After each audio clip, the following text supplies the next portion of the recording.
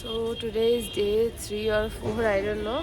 And আজকে obviously আমরা যাচ্ছি সোনমার্গে। কি ঠান্ডা, আমার নাকগুলো ঠান্ডা হয়ে গেছে। আমি সকালে উঠে চেক করছি, দেখছি মাইনাস আই থিঙ্ক 10 দেখাচ্ছিল। আমার নাকগুলো পুরো ঠান্ডা হয়ে গেছে। আর ভিউটা আমি দেখাচ্ছি এখান থেকে, এটা আবার চেঞ্জ হচ্ছে না। নেক্সট একটা ভিউ, দ্য ভিউ।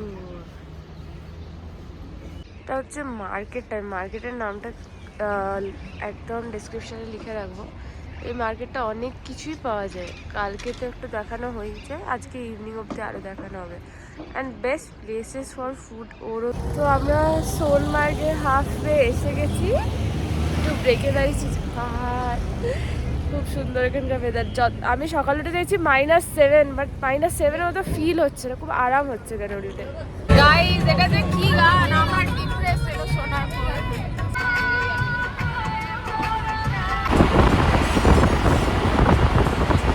এবার ফাইনালি আমরা ঢুকছি সোনমার্গ টানেলে। এবার আমরা এই সোনমার্গ টানেলটার সামনে থেকে গেলেই বরফ, সামনে বরফ, পেছনেও বরফ।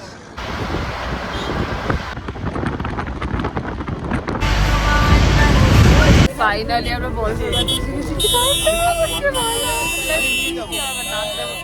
অলরেডি এবার গোলাপি হয়ে গেছে।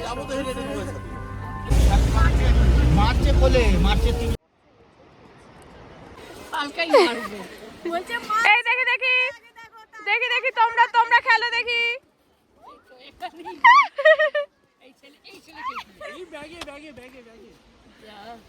বরফ থেকে মাটিতে নেমে গিয়ে বরফ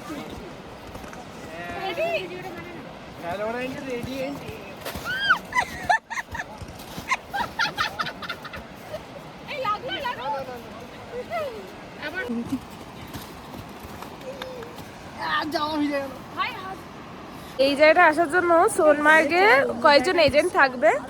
ওরা 900 টাকা বলবে, বাট 500 টাকা একটু লোক বেশি থাকলে গাড়ি বুক করে ওরা 4 পয়েন্টস করাবে। তার মধ্যে এটা হচ্ছে ফার্স্ট, এরপর আরও 3টে পয়েন্টস আছে। খুব ঝুরঝুরে পাহাড়, মানে ইয়েগুলো খুব সুন্দর। আর রিলস বানানোর জন্য 350, 400, 500 এরকম চাইবে। করো না ওটা, আটকে যাচ্ছে।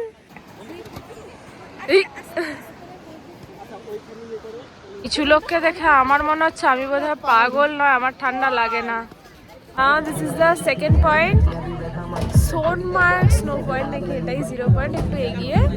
এইখানটা দেখা যাক, খুবই এইখানকার স্নোটা খুবই ক্লিয়ার আর অনেকটা মোটা, ওরকম পাতলা নয়। আই ডোন্ট নো ভাই, এখানে অসম্ভব হাওয়া চলছে, যবেই আসো মাথা ডেকে আসবে।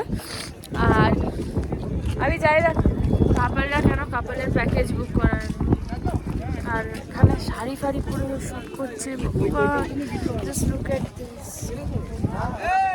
আরে কোথায় শাড়ি পরে, মাই গুডনেস, আমাদের কেন কেন কেন ভগবান কি জন্য কি পাপ করেছিল। জীবনে যাই পাপ করি, শাড়ি পরে আমি কাশ্মীরে নাচবো না কোনোদিন। ও এটা হচ্ছে থার্ড লোকেশন, যেটা হচ্ছে কাশ্মীরের লাস্ট ভিলেজ। লেটস গো, দেখি কি কিছুই না, জাস্ট কয়েকটা ভিলেজ, স্নো, নাথিং এলস। এটাই হচ্ছে কাশ্মীরের last village, nothing else, just এই বাড়িগুলো আছে, স্নো আছে।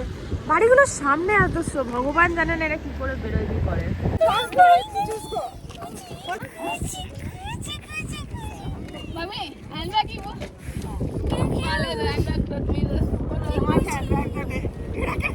This is the last one, Shifted bus. এটা একদম সামনে হেঁটে যখন 4th and লাস্ট পয়েন্ট হবে এটাই। এখানে সর্বধর্ম সমান এখানে দেওয়াই আছে, এখানে কোনো জাতি ধর্ম কিছু ডিফারেন্ট করে। এটা হচ্ছে ভেতরটা ওরকমভাবে ঢোকা যায় না, জুতো খুলে ঢুকতে পারো। Now it's time to say goodbye to Sonamarg. সবাই এতই যে নদীগুলো বয় ওটা পা দিতে চাই, আমি তো 4-5 দিন ধরে বলছি। ফাইনালি আজকে এসে গেছি আমরা এখানে জলে পা দিতে। দেখছি কি হচ্ছে।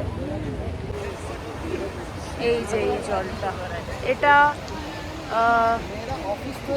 এখানে ভালোই ভিড় আছে, অনেকেই আসছে। এবার লেটসি ওখানটা গিয়ে। এইখানকার জলটা আমার খুব একটা ভালো লাগেনি, কারণ আটকে রয়েছে, কেমন জানি না, ওই দিকটা দেখা যাক। যে ম্যান ভার্সেস ওয়াইল্ড মনে হলো আমি খেলে নিলাম এটা পার করতে গিয়ে। যা ঠান্ডা জলটা, পাটা জমে গেল। ওই পারে আমার মা দাঁড়িয়ে, আমি একটু ঘুরে আসি এই পার থেকে। এত ঠান্ডা জল, কিছু পাইনি, আমি খালি পায়ে হাঁটছি, যেহেতু আমার পা ভিজবেই। আই ডোন্ট নো ভাই, মানুষ এত সুন্দর জায়গাটাতে কেন নোংরা করেছি। আমি তো বোধহয় আজ অব্দি এত স্ট্রাগল, ভাই অনন্যা পান্ডে আমার সামনে যে ফেল করে গেছে। এটা পুরো পাথর গলা জল।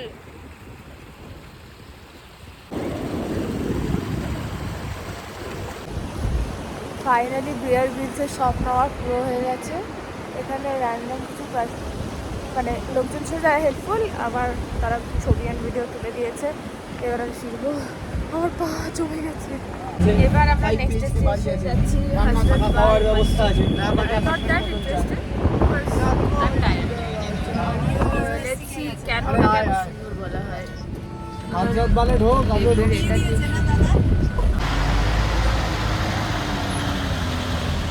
মানে পার্কিং এর রাখা যেতে পারিনি ভাই, এবার যাবো ডিনার করবো।